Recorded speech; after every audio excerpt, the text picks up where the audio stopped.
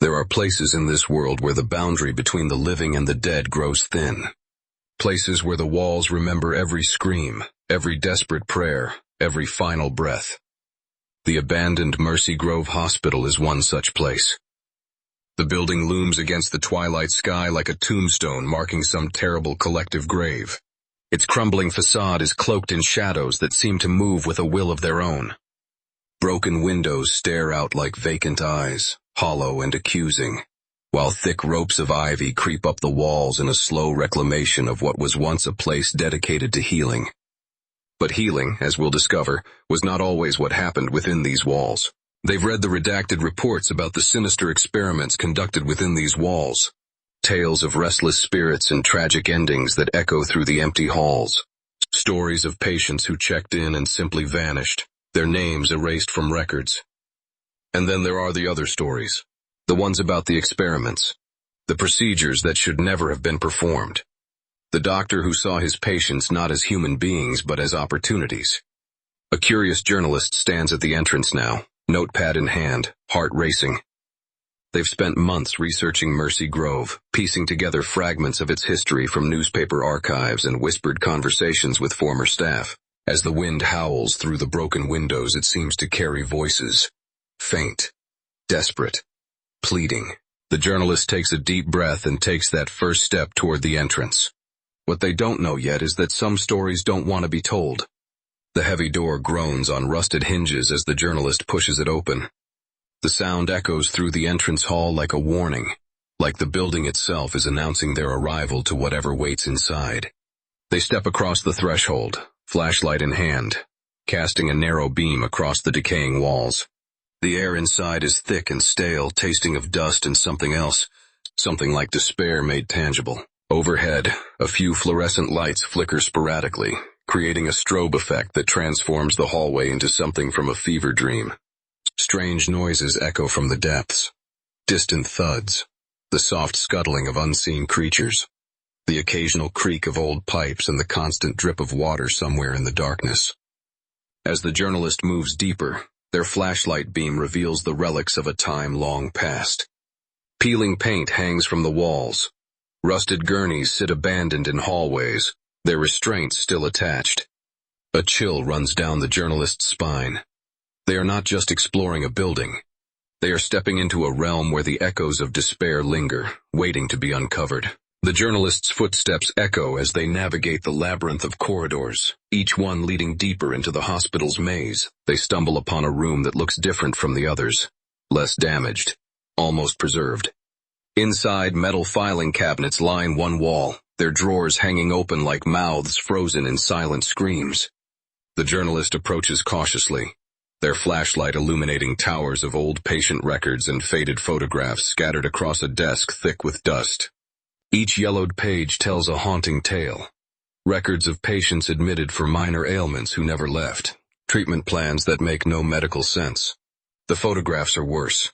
Faces stare out from the past, weary and hollow-eyed, filled with despair so profound it seems to reach across the decades. One particular record catches their attention. A series of case files linked together by a single doctor's name. Dr. Edmund Carver.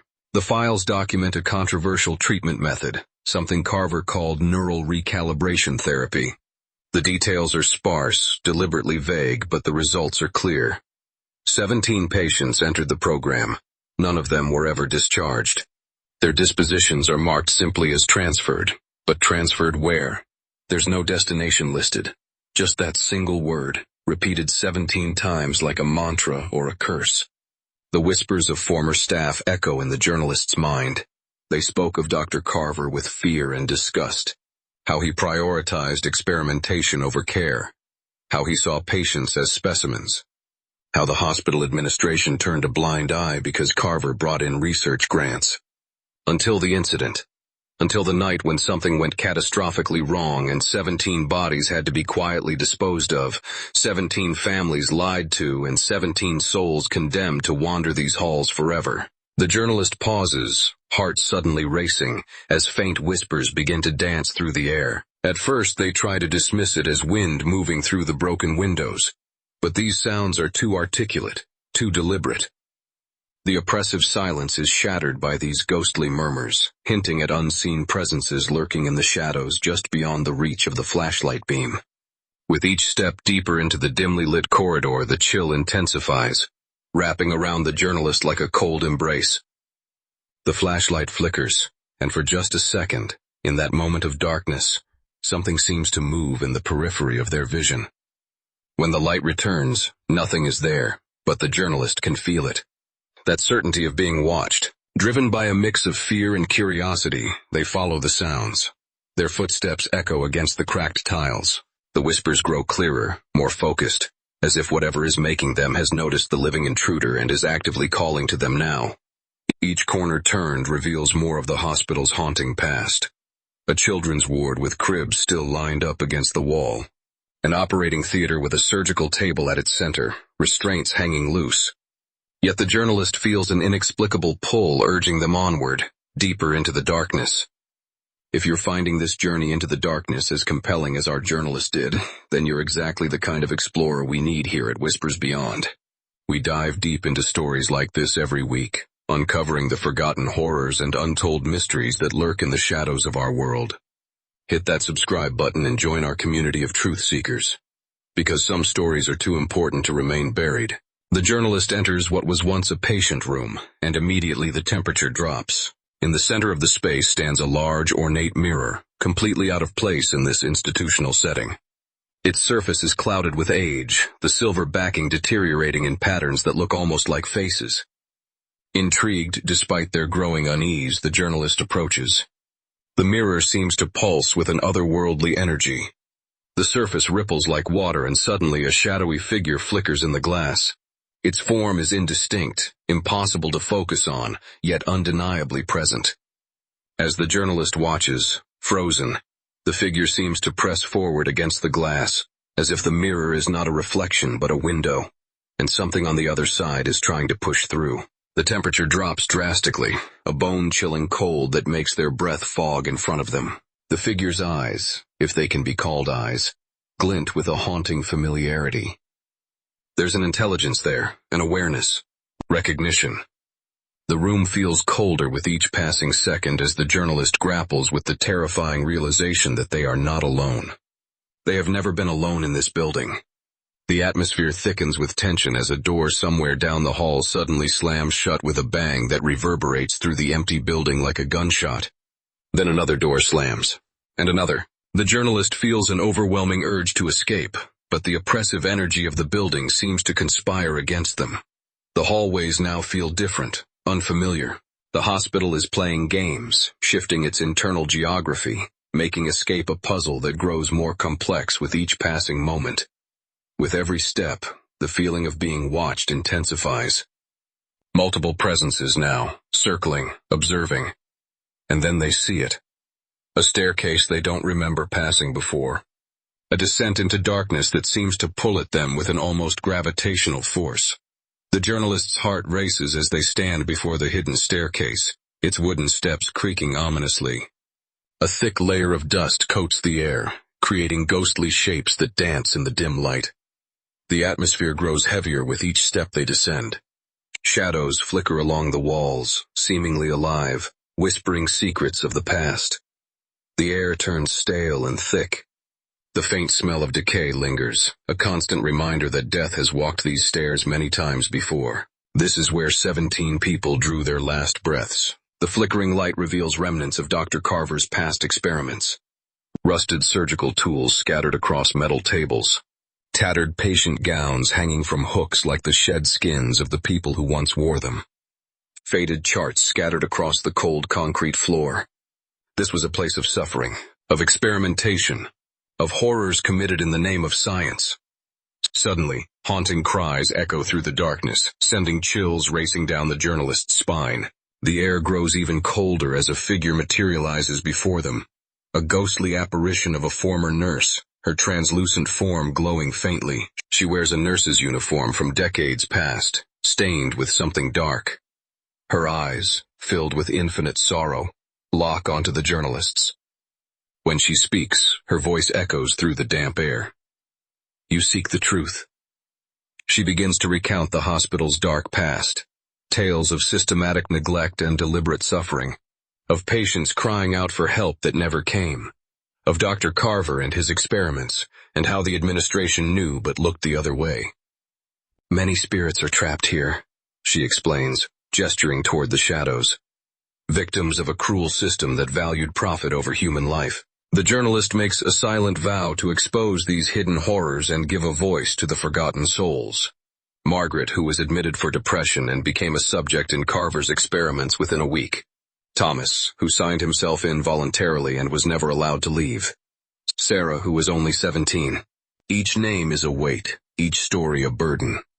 With each word, something grows within the journalist, a fierce determination. These stories need to be told. These spirits need to be heard. The chase is on. The basement suddenly erupts with activity. The shadows rush forward, taking on shapes that are almost human but wrong in fundamental ways. The journalist's heart races as they bolt from the room, anguished wails chasing them through the basement's dark corridors. More spirits appear, their faces twisted in rage and pain, reaching out with hands that leave trails of ice in their wake. The maze-like structure twists and turns. Shadows flicker at the edges of their vision as the vengeful spirits pursue, their whispers growing louder, more insistent. They want acknowledgement. They want justice. With a deep breath, the journalist steels themselves, understanding that uncovering the full truth is essential for both their own escape and the spirits' liberation. But the spirits haven't stopped their pursuit. Shadows flicker at the corners of their vision. Whispers echo ominously. Each step feels heavier, the weight of the hospital's dark history pressing down. To escape, they realize with sudden clarity they must confront their deepest fears. Running isn't enough. The spirits need something more: understanding, witness. Stories like this one are why we created Whispers Beyond. Too many places like Mercy Grove Hospital exist in the shadows, their histories forgotten, their victims ignored. If you want to help us shine a light on these forgotten corners of darkness, subscribe to our channel. New investigations every week, new mysteries uncovered, new voices given their chance to finally be heard. This is more than entertainment. This is justice for the forgotten. The journalist stops running. They turn to face the wall of spirits advancing toward them, no longer fleeing but standing their ground. The shadows coalesce into more defined shapes. The nurse from the basement. The 17 patients from Dr. Carver's final experiment. Others, dozens of others, all the forgotten dead of Mercy Grove Hospital gathering for one final confrontation.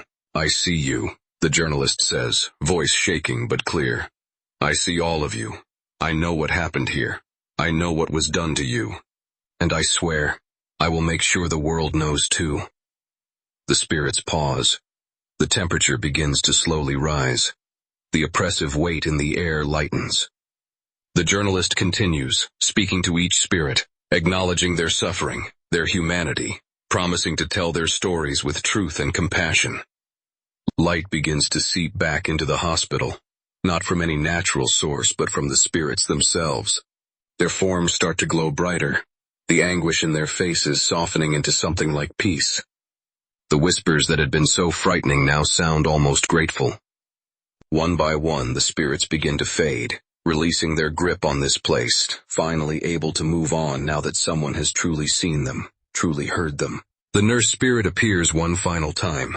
She reaches out, and though her hand passes through the journalist's shoulder, there's a sensation of warmth, of gratitude. Thank you, she whispers, and then she too fades into the growing light. With a surge of determination, the journalist makes their way to the exit. The hospital's atmosphere has changed. The oppressive dread has lifted.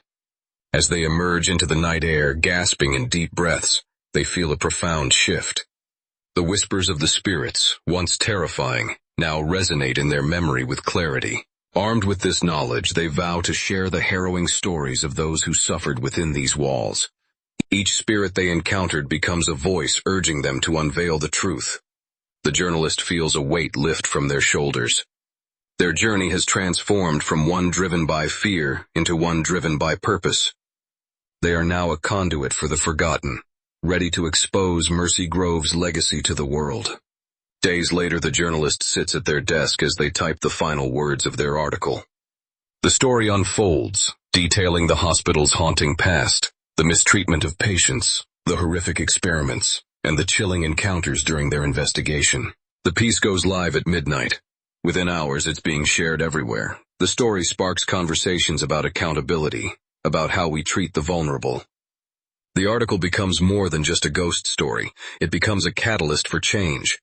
But as the journalist leans back in their chair, a shiver runs down their spine. They recall the whispers that echoed through the dark corridors, the shadows that danced just beyond their vision. Some places, they realize, never truly let go of their dark secrets. Mercy Grove Hospital may be abandoned now, its last spirit finally at rest, but its haunting legacy lives on in the story that will continue to be told. The building stands empty, but it is no longer silent. Now it speaks through the journalist's words, through the growing public outcry, through the investigations being launched. The dead have found their voice at last, and in the end, that was all they ever wanted. To be seen, to be heard, to be remembered not as case numbers but as people, as victims, as souls worthy of dignity and justice, even if that justice came decades too late.